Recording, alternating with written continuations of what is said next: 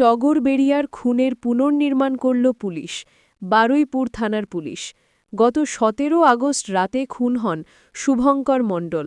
গত এই খুনের ঘটনায় অরূপ পাতালিকে ১১ই সেপ্টেম্বর বারুইপুর থানা পুলিশ গ্রেফতার করে। এতদিন পুলিশি হেফাজতে নিয়ে বৃহস্পতিবার তাকে নিয়ে বারুইপুর থানা পুলিশ টগরবেড়িয়া যায়, সেখানে ওই ঘটনার পুনর্নির্মাণ করে।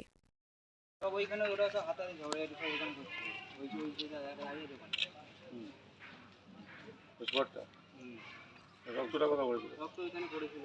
কোথায় কোথায় রক্ত পড়েছিল দেখেন, ওইখানে ওই দাঁড়ানোই পড়েছিল। দেখা যাবে জায়গাটা দেখ।